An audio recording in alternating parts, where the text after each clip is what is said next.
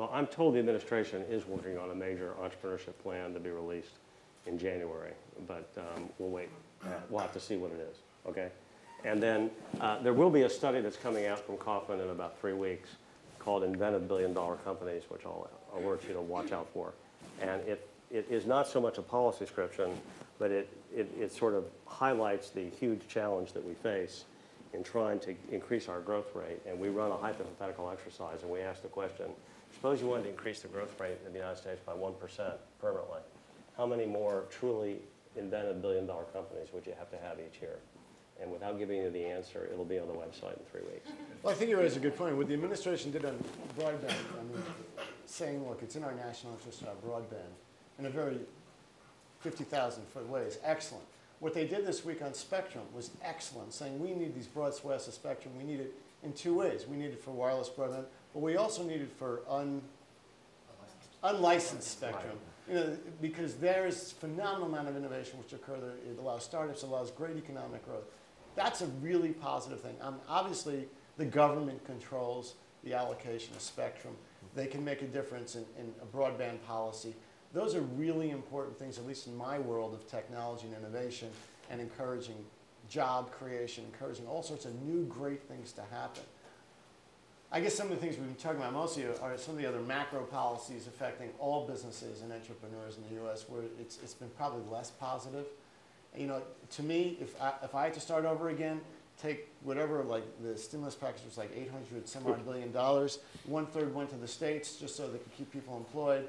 Another 1/3 was some modest taxes, but 1/3 went through all these junkyard of projects, which are now being chosen by 26-year-old kids, with all respect, who have no experience. They're spending billions of dollars as if they have some experience in the venture capital. I would have started over and said, I don't believe in it, first of all, but if you are going to spend money, give it to people like these guys and let them have skin in the game and let them invest the money. And the government could get a return, and you'll get a return. Because that's a phenomenon. When you talk about, what, $15 or $20 billion going into venture, you talk about $200 billion that was just thrown out the door, and for what, nobody really is quite sure. I would rather have it. I'd rather be out. Well, you get 60% of the return. The government gets 40% of the return.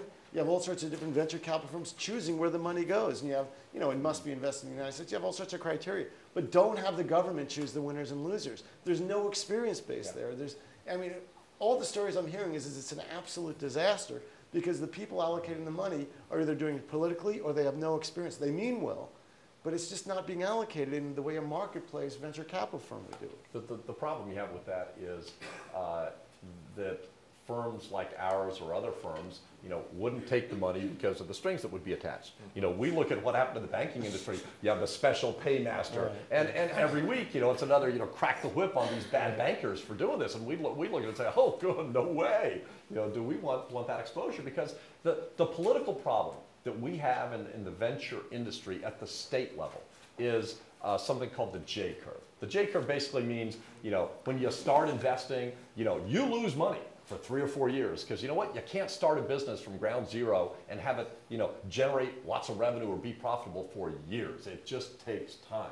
You know, you could attest to that. I started a company back in 1990 with 3 other people who went public in 95, and you know, it took forever to get somewhere. So the political problem is it takes 3 to 5 to 6 years before you start showing a positive return on that money going in. And politicians don't have a 5-year life. You know, so they're not. So, you know, someone will look at it. It happens at the state levels today. And they say, "This is awful. Can you believe CalPERS invested, you know, in this fund out there? It's lost money for the last 4 years." So it's a political problem. Well, I was talking about, for example, if our government has decided alternative energy is important, rather than say, "Here, we're going to allocate money," who should allocate that money to alternative energy? Who better than you? Yeah. Or you? Bet on the people who've won. I mean, if you front load it, you might. You can just give them the money, hoping they'll be entrepreneurial. Sure. One question in the back. Well, actually, my apologies. I just wanted to address the question. I'm in the Department of Commerce at the Office of Innovation and Entrepreneurship. That was just started. Oh, sorry. My name is Tavi Strava, Senior Policy Advisor on loan from the Patent Office to the Department of Commerce headquarters in the Office of Innovation and Entrepreneurship. So we are listening and addressing these concerns, absolutely. And I'd love to talk to you more. I'd love to about some of the studies we are doing with respect to commercialization from federal labs and universities. And looking at organic. Carl Schramm from the Kauffman Foundation is on the National Advisory Council of Innovation and Entrepreneurship that Secretary Locke had created this past year. So be glad to talk to you more about I would actually say I was astounded that last week when I was over in Europe, I was there a part of a Department of Commerce trade mission.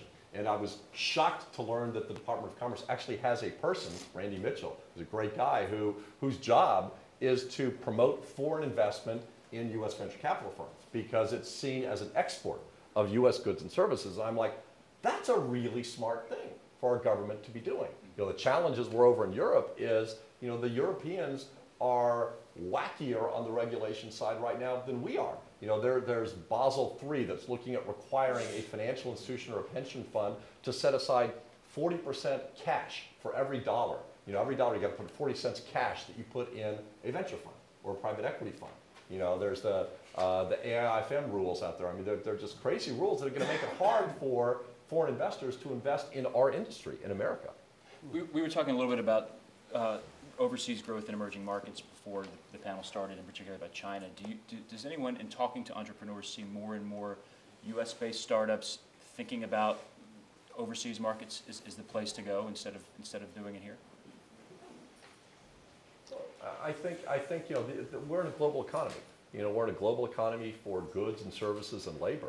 And you know, I don't think most entrepreneurs here would say, I'd rather start my company there, wherever there is. You know, I think they all want to start it here. But you know, it's a global market. You know, we have a company that's got 4,000 employees around the world right now, and they're in the Ukraine, India, Argentina, the Philippines, China are the bulk of their employees. You know, but they've got a fair number of employees here in Virginia. So I think, you know, we're moving to a point where it's a lot easier to manage a business in a lot of different locations, and you're going to do it based on where is labor efficient, where are tax rates efficient, where is capital available, et cetera.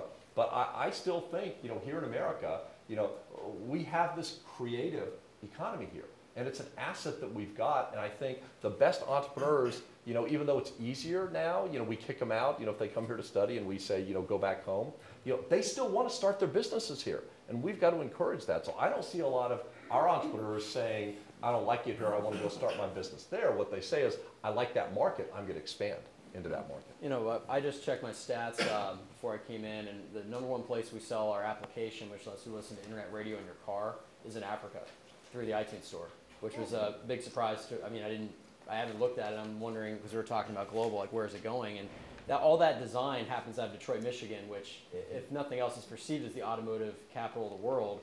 So therefore, people outside of the United States are saying, well, I'll take the Detroit brand. So that's something that, you know, as one example of how, as a small business, I want to get as much revenues as I can, and that's not going to happen within our borders. That has to be everywhere. Anyone else in the audience? No. Just have one question. Maybe we can go down the line. As several people have noted, the government at least says it's doing a lot, and this administration in particular has been behind the stimulus bill and the small business jobs bill. But we constantly hear from the business community that it's not doing enough. So how do we get to the point where that all of us are talking about more visas, free trade agreements, more capital? I mean, what's missing from the picture, and how do we get to that goal? Maybe we can just go right down the line. Well, I'll just very quickly, I think the election returns change everything. So I think the conversation will change. I don't know if we'll get to the agenda that we're talking about, but I think there will be probably an enhanced receptiveness of the administration to hear some of these ideas.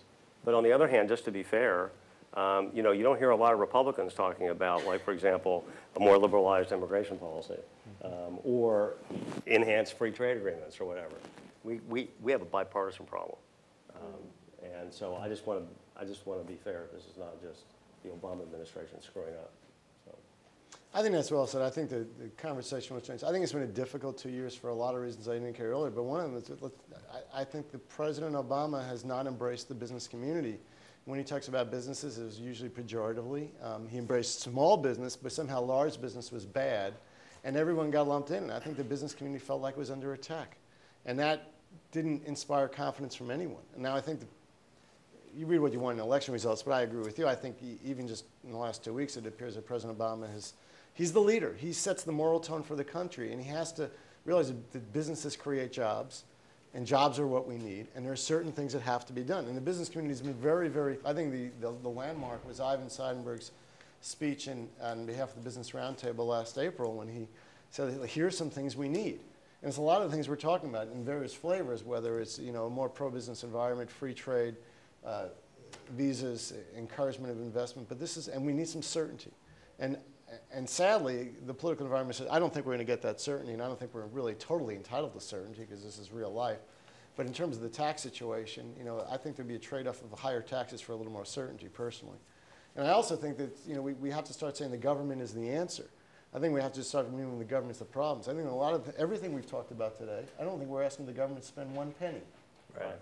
And I don't think the business community should be asking the government to spend one penny. CEA has never asked the government to spend one penny on anything. And we're unique among trade associations for that. But I think other associations, other industries have to step up and say, we have a joint problem here as a country, and we have to address it, and here's what has to be done. And it doesn't require the government to spend money. And that's where the dialogue has to change.